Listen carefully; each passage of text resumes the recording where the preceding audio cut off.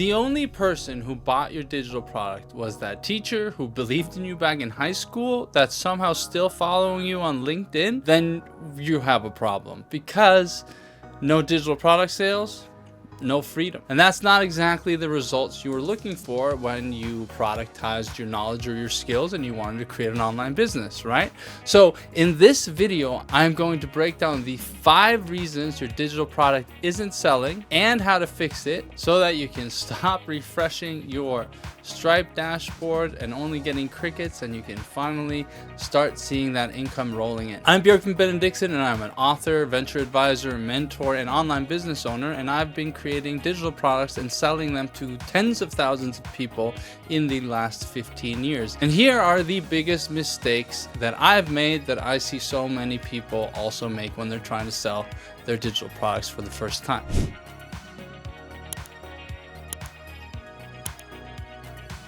Reason number 1, you are selling features, not benefits. Here's the secret. Nobody actually wants to buy a course. They want to buy the transformation the course offers.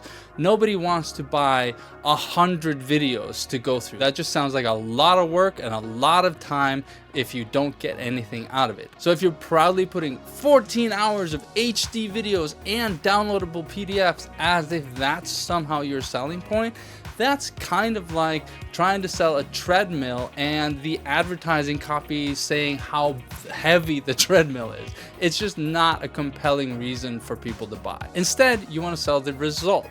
What is the before and what is the after? What's their A state and what's their B state after they get through your product? What do they actually achieve by using your product or taking your course or following the framework you lay out in your digital product? For instance, I sell digital products to audio engineers, music producers, and musicians, and they don't buy my products on vocal production because they love seeing the frequency curves on screen and they just like dream about EQ curves. They buy my products because they are sick and tired of their music sounding like crap and they want to learn how to fix it. So a good way to do this is that whenever you're writing copy on the sales page, whenever you're creating bullet points for the things that are in your products, use this technique called the so that sentence. For instance, if you sell downloadable templates to help somebody achieve something faster, the benefit of those templates is not that they get the templates. The benefit is that they get these PDF templates so that they can achieve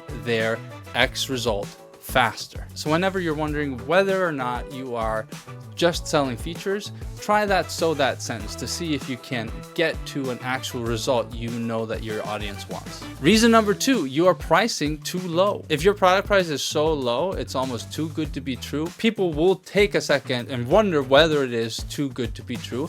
And some people, especially in my audience, which is a notoriously skeptical audience, they will think that maybe it's a scam. And if even just a tiny bit of that thought enters their brain, they'll leave your sales page and not buy from you. There is a difference between cheap and affordable. Affordable is a good deal.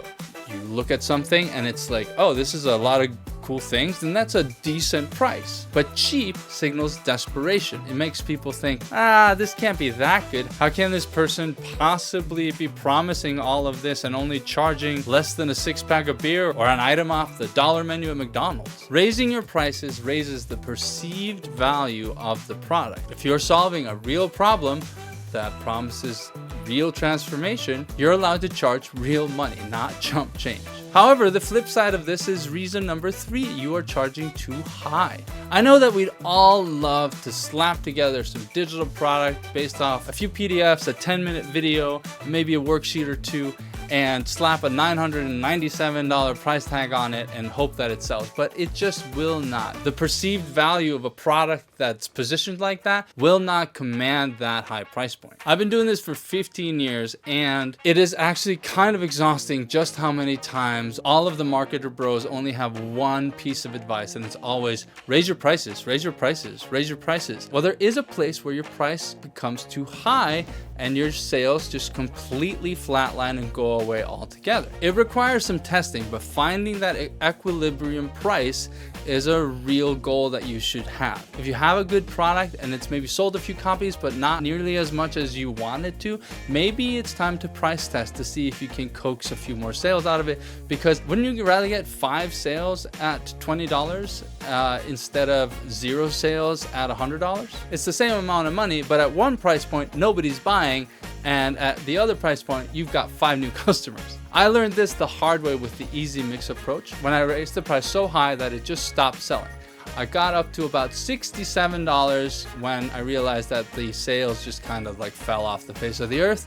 And then I went down and did some price experimentation and finally found the equilibrium price of $37. And that's where that product moved pretty well. It actually sold very easily, just with a few emails here and there.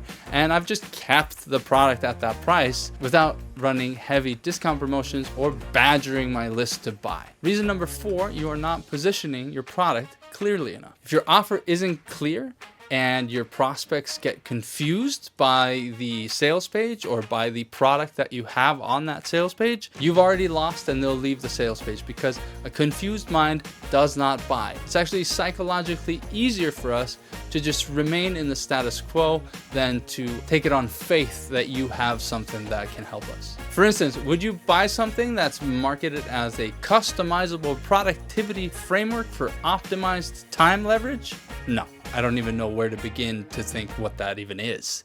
But if I were to flip that around and say, this is for freelance designers who want to double their rates without working double hours, that's much clearer and much more easier to sell. And then reason number 5, you're not articulating the value your product brings to their life. Because as I've said, nobody wants to buy a course. They want to buy a result. They want the shortcut. They want the win to get to the next level of wherever it is they're trying to get to. Nobody wants to buy my step-by-step mixing book because they just love to read and they want to read more books. No, they want to get the result that I promised in this book, which is how to create great mixes using only 5 plugins. Simple, to the point, very clear and understandable, and also the reason it sold 40,000 copies in a very niche audience, has over 1,200 positive reviews on Amazon, and is frequently a #1 bestseller in the music production category. So if your digital product is flopping, here's how to fix it.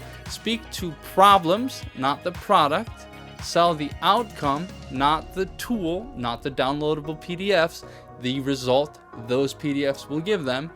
Charge what the transformation is worth, not too low, not too high, just right, like your Goldilocks. Make sure your value proposition is stated clearly, speak plainly. Your sales page should not sound like you have a PhD in technobabble, and then make sure you prove your value with stories and testimonials so that they can see what your product has done for other people. So remember, when you're creating digital products, the product you sell is just a vehicle to take them from point A to point B, their previous life where everything sucked and they really needed to fix whatever was wrong, to the green meadow where everything in life is amazing and they finally solved their problems. You're selling the transformation that happens at the destination, not just the vehicle to get there. So if you have a product that isn't selling or are looking to create a digital product that you hope will sell,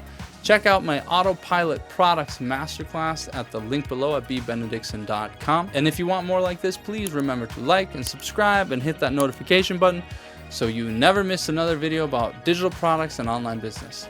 Thank you so much for watching. I'm BBenediktsson. I'll see you later.